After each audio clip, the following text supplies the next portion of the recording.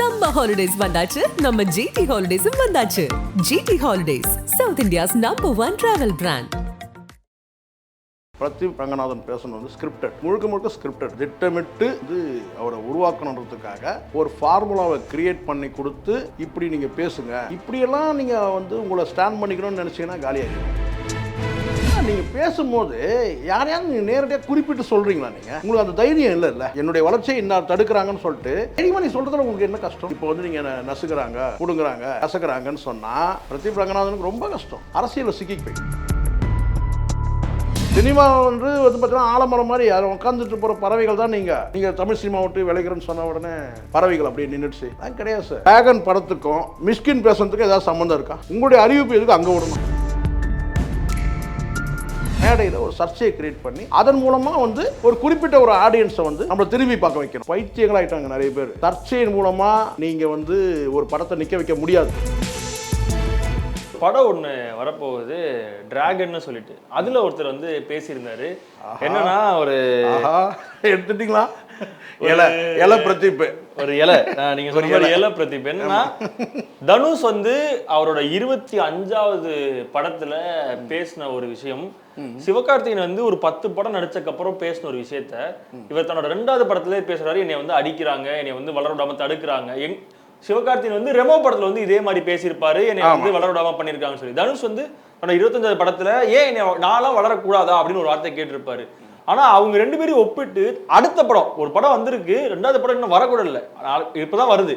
So அப்படி இருக்கும்போது இவர் வந்து அந்த ஒரு ஒப்பிட்டு பேசுதல், இவரோட பேசுறதெல்லாம் பார்க்கும்போது உங்களுக்கு எப்படி இருந்துச்சு? இல்லை, நான் சொல்றது என்னுடைய கணிப்பு சரியாக இருக்குமானால் நான் சொல்றேன், பிரதீப் ரங்கநாதன் பேசணும் வந்து ஸ்கிரிப்டட், முழுக்க ஸ்கிரிப்டட், பிளான்டு, திட்டமிட்டு இப்படி வந்து அவரை உருவாக்கணுன்றதுக்காக ஒரு ஃபார்முலாவை கிரியேட் பண்ணி கொடுத்து இப்படி நீங்கள் பேசுங்க, கடந்த காலத்தில் இப்படி பேசி தான் வந்து சிவகார்த்திகேயன் வந்து பெரிய ஒரு இன்றைக்கி சினிமாவோட டான் ஆகிட்டார், இப்படி நீங்கள் பேசுங்க அப்படின்னு வந்து இதை வந்து ஒரு சர்ச்சைக்குரிய ஒரு பேச்சு தான் இது. ஏன்னா நீங்கள் பேசும்போது யாரையாவது நீங்கள் நேரடியாக குறிப்பிட்டு சொல்கிறீங்களா? நீங்கள் உங்களுக்கு அந்த தைரியம் இல்லை. என் வளர்ச்சியை இவன் தடுக்கிறான் சொல்கிறதுல என்ன சார் கஷ்டம்? நான் கேட்குறேன். என் வளர்ச்சியை வந்து இப்போ நான் சொல்கிறேன், என்னுடைய வளர்ச்சியை இன்னும் தடுக்கிறாங்கன்னு சொல்லிட்டு தைரியமாக நீ சொல்கிறதுல உங்களுக்கு என்ன கஷ்டம்? அது இதுக்கு போகிற போக்கில் வந்து ஒன்று சொல்லிவிடுவீங்க, அவன் மண்டை காஞ்சி சுற்றி நிற்கிறான், அவன் மண்டை காஞ்சி சுற்றி நிற்கிறான். அது யாராக இருக்கும், அது யாராக இருக்கும் அதை அப்படி சொல்லிவிட்டு அவன் இப்படி பேசிட்டான். யார் இப்போது பிரதீப் ரங்கநாதன் வந்து அப்படி பேசியாச்சு. பேசின பிறகு இவங்க ஒரு 3 பேர் உருட்டுறானுங்க. அவர் யாரை தெரியுமா சொன்னார்? அவர் சிவகார்த்திகேயனை சொல்கிறாரு, தனுஷை சொல்கிறாரு. சார், தனுஷ், நான் என்ன கேட்குறேன், இந்த பிரதீப் ரங்கநாதன் நான் தெரியாமல் தான் கேட்குறேன், இப்படியெல்லாம் நீங்கள் வந்து உங்களை ஸ்டாண்ட் பண்ணிக்கணும்னு நினச்சிங்கன்னா காலியாயிருவீங்க. பிரதீப் ரங்கநாதனுக்கு ரொம்ப கஷ்டம். அரசியலில் சிக்கிப்பீங்க. நீங்கள் இதெல்லாம் பண்ணுறதுக்கு நீங்கள் இன்னும் மக்கள்கிட்ட போய் சேரணும் முதல்ல. இப்போது ரெமோவில் நீங்கள் சொன்ன மாதிரி சிவகார்த்திகேயன் அப்படி பேசினார்னா இது உண்மையாக கூட இருக்கட்டும் சார். இப்போ பிரதீப் ரங்கநாதன் சொல்கிற மாதிரி உண்மையாகவே இருக்கட்டுமே, யாரோ ஒருத்தர் இவரை வந்து வளர்ச்சியை தடுக்கிறதாவே கூட இருக்கட்டுமே, நான் சொல்கிறேன். அதை நீங்கள் மேடையில் இந்த மாதிரி சொல்லி நீங்கள் வந்து அனுதாபத்தை திரட்டும் போது அது இன்னும் வந்து பார்த்திங்கன்னா பலர் மத்தியில் வந்து கேட்டால் பேசும் பொருள் ஆகும். அது நெகட்டிவாக கூட வந்து பேக் ஃபயர் ஆகிடும் சம்டைம். இப்போ ஆரம்பமே அடிக்க ஆரம்பிச்சிருவான்.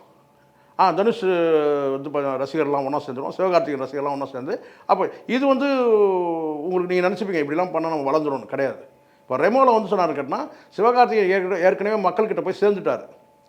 மீடியாவில் அது எது நிகழ்ச்சி மூலமாக ஏற்கனவே மக்கள்கிட்ட பரிச்சயமான நபர், நாக்குப்பூச்சி மாதிரி ஒரு பையன் இருக்கிறான், யாருன்னு தெரியலப்பா, அவன் அந்த அது எதுன்னு ஒரு நிகழ்ச்சி வயிறு வலிக்கு சிரிக்க வைக்கிறான்பா அப்படின்னு வந்து ஒரு ஆடியன்ஸ் மத்தியில் சிவகார்த்திகேயனுக்கு ஒரு ஃப்ரேம் ஆயிடுச்சு.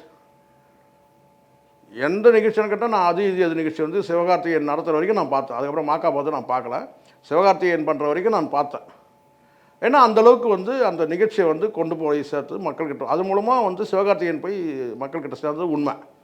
அதுக்கப்புறம் அவருக்கு சில வாய்ப்புகள் வருது, அந்த வாய்ப்பை அவர் பயன்படுத்திக்கிறாரு. அப்போ வந்து சொல்கிறாரு என்னென்னு கேட்டிங்கன்னா, அது இயல்பாக நடந்தது கூட தமிழ் சினிமாவில் நடக்காமலாம் ஒன்றும் கிடையாது. ஒருத்தர் காலை வர்றதெல்லாம் நடந்து தான் அந்த காலத்துலேருந்து நடக்குது அது. ஸோ அப்படி எதுக்காக நான் இதை சொல்கிறேன்னா,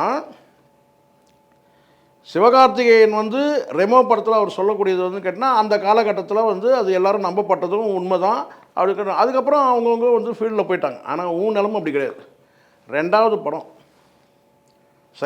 படம் உனக்கு இப்போது நீங்கள் தனுஷே சொல்கிறாங்க. இப்போ இதில் என்னென்னு கேட்டால் இன்னொரு பக்கம்னு கேட்டால் தனுஷையும் மையப்படுத்தி பேசுகிறாங்க. தனுஷுக்கு இவனுங்க என்ன சார் இருக்குது? தனுஷ் வந்து நல்லா புரியணும், தமிழ் சினிமாவில் யாருமே பண்ணாத ஒரு ரெக்கார்டு. ஃபஸ்ட்டு முதல் படம் வந்து துள்ளுவதோ இளமை, ரெண்டாவது படம் வந்து காதல் கொண்டேன், மூணாவது படம் திருடா திருடி. 3 படமும் வந்து கேட்டால் வந்து உங்களுக்கு வந்து சில்வர் ஜூப்ளி சார். அதுக்கு அடுத்த படம் ஆவரேஜ்னால் 100 இயர்ஸ் 100 டேஸ் இந்த மாதிரி வந்து படங்கள் இருக்குது. எல்லாமே வந்து மக்கள் பற்றியில் வந்து ஆவரேஜாக பேசுவோம். ஆனால் முதல் 3 படமும் வந்து பார்த்தீங்கன்னா சினிமா இண்டஸ்ட்ரியில் யாருமே பண்ணல. முதல் 3 படம் எடுத்ததுமே 3 படமும் சில்வர் ஜூப்ளி. இன்றைக்கி ஆல் இண்டியா முழுவதும் தெரிஞ்ச ஒரு நடிகர் யார்? தனுஷ். அவர் வந்து இப்போ நேற்று ஒரு படம் நடிச்சுட்டு அதுக்கப்புறம் இப்போ தான் அடுத்த படமே வரீங்க. இப்போ வந்து நீங்கள் நசுக்கிறாங்க, பிடுங்குறாங்க, கசக்கிறாங்கன்னு சொன்னால் ரொம்ப கஷ்டம். ஏன்னா இந்த படமே இப்போ நிறைய விமர்சனத்துக்கு வந்துடுச்சு. டான் 2வா இல்லை டான் படத்தோட கதையா இந்த படம்? சார் இது இப்போ சமீபத்தில் ஒன்று இருக்குது அஜித், நான் சொல்கிறேன், பொதுவாக சொல்கிறேன். அது ரொம்ப மோசமான ஒரு விஷயமா நான் பார்க்குறேன். இது எங்கே போய் முடியும்னு எனக்கு தெரியல. ஆனால் இது நல்லதுக்கு இல்லை. ஒரு படத்தை வந்து நீங்கள் சிறந்த படமாக இருந்தால் அந்த படம் வந்து பார்த்தா உலகம் முழுவதும் கொண்டாடப்படக்கூடிய படமாகிடும். இப்போ மகாராஜா படம் எடுத்துங்க. இன்றைக்கி சைனாவில் வந்து எவ்வளோ வந்து நம்ம கண்ணுக்கு முன்னாடி பார்த்தோம். அவ்வளோ வந்து படம் வந்து ஹிட்டாக இருந்தால் பார்க்குறோம். அதுக்கு என்ன விளம்பரம் பண்ணாங்க? என்ன மேடையில் சர்ச்சையான பேச்சு பேசுனாங்க? ஒன்றுமே கிடையாது. அப்போ இவங்க என்ன நினைக்கிறாங்கன்னா வந்து கேட்டால் வந்து ஒரு தரமான படத்தை வந்து மக்கள் கொண்டாடுவாங்க. ஆனால் இவங்க என்ன நினைக்கிறாங்கன்னு கேட்டால் ஒரு படம் வந்து ஹிட் ஆகணும்னா என்ன நம்ம சார் பண்ணணும்? ஒரு கான்ட்ரவர்சியை க்ரியேட் பண்ணணும். மேடையில் ஒரு சர்ச்சையை க்ரியேட் பண்ணி அதன் மூலமாக வந்து ஒரு குறிப்பிட்ட ஒரு ஆடியன்ஸை வந்து நம்மளை திரும்பி பார்க்க வைக்கணும் அப்படின்னு ஒரு கான்செப்ட் வந்து ரீசெண்டாக வந்து நடந்துட்டுருக்கு. ஒரு படத்தோட ஆடியோ லான்ச் வரும்போதெல்லாம் பக்குன்னுது. ஒரு படத்தோட வந்து ப்ரொமோஷனோ அல்லது வந்து ப்ரோக்ராமாக இருக்கட்டும், அல்லது வந்து டீசர் வெளியிடுறதா இருக்கட்டும், அல்லது வந்து இசை வெளியீட்டு விழாவாக இருக்கட்டும், ஒரு நிகழ்ச்சி பண்ணாங்கன்னா அப்பா இன்றைக்கி மேடையில் என்ன பிரச்சனை பண்ணுவானுங்களோப்பா, அப்படி ஆயிடுச்சு. அது என்ன சர்ச்சையை கலப்பானுங்களோ தெரில. அப்படி தான் ஒரு நிகழ்ச்சியை நம்ம பார்க்க வேண்டியது இருக்குது. விடுதலை 2ல் வந்து வெற்றிமாறன் வந்து இயல்பாக பேசுகிற ஒரு விஷயம் நானே பார்த்தேன், நானே இருந்தேன். இயல்பாக வந்து என்னன்னு கேட்டால் ஒரு இயக்குனர்கிட்ட பேசக்கூடிய ஒரு வார்த்தை தான். ஆனால் அதை வந்து கொளுத்தி போட்டாங்க. அது வந்து கேட்டால் ஒரு இயக்குனர் அப்படி பேசிட்டாரு, துணை இயக்குனர் எப்படி பேசுகிறார், அப்படியே ஒரு பெரிய இது. அது அப்புறம் நம்ம யோசிக்கணும், இது உண்மையிலேயே இது வந்து இயல்பாக தான் பேசினாரா, இது வந்து ஃபேப்ரிகேட் பண்ணதா, ஸ்கிரிப்டடா, அப்படி யோசிக்கிறோம். பாட்டில் ராதாலையும் அப்படி தான் ஆச்சு. இன்னும் பல படங்கள் வந்து பார்த்திங்கன்னா வந்து கேட்டால் வந்து இந்த மாதிரியான வந்து கேட்டால் ஒரு மேடையில் வந்து ஒரு சர்ச்சையை உருவாக்கி கிரியேட் பண்ணி பிரதீப் ரங்கநாதன் வந்துட்டு இந்த மாதிரி மேடையில் பேசணுன்றது அடுத்தடுத்து டேரக்டர்ஸ் கிட்ட எந்த அளவுக்கு கொண்டு போய் சேர்க்கணும்னு நினைக்கிறீங்க? இவரை எனக்கு தெரிஞ்ச வரைக்கும் இது பேக் ஃபயர் ஆகும். இப்போ என்ன ஆச்சுன்னு கேட்டிங்கன்னா அவர் வந்து யாரையும் பேரை சொல்லவே இல்லை. அந்த தம்பி அவர் என்ன கேட்டால் நான் இலையை கட் பண்ணுன்னு பார்க்குறாங்க, ஆலமரத்தை யாரும் அசைக்க முடியாதுன்னா. ஆலமரம்னா நல்லா புரிஞ்சுக்கணும். முதல்ல நீ வந்து ஒரு ஆலமரம் வர்றதுக்கே ஒரு 20 வருஷம் ஆகும்ல. இதை ஒப்பிடாது கரெக்டாக இருக்கணும். ரெண்டாவது ஆலமரம் எங்கெல்லாம் வளரும் தெரியுமா? ஆலமரம் நீங்கள் வந்து பார்த்தீங்கன்னா வந்து நீங்கள் ஏதோ செடி ஏதோ ஒரு தோட்டத்தில் வச்சா வளர்றது கிடையாது. எங்கே வேணால் பில்டிங் மேலே வளரும். பில்டிங் மேலே வளர்ந்துருக்கு, பார்த்துருப்பீங்களா? அதோட வேறு எவ்வளோ தூரம்? ஆலமரம் அரச மரம்லாம் நீங்கள் வந்து பில்டிங் மேலே வளரும். வெட்ட வந்து வளர்ந்துகிட்டே இருக்கும். அது வேறு எங்கடா இருக்குன்னே சொல்ல முடியும். ஏன்னா அது ஆசிட்லாம் ஊற்றுவாங்க அந்த பில்டிங்கில் வந்து அது வளராமல் இருக்குன்னு சொல்லிட்டு. ஆனால் வளர்ந்துகிட்டே இருக்கும். அது ஒரு 15 நாள் கழிச்சுன்னா 10 நாள் கழிச்சுன்னா ஒரு இலை விட்டுருக்கும். அதுக்கப்புறம் நோண்டிக்கிண்டு அது வேறு இடத்துல மறுபடியும் உள்ளேருந்து வரும். இது வேற.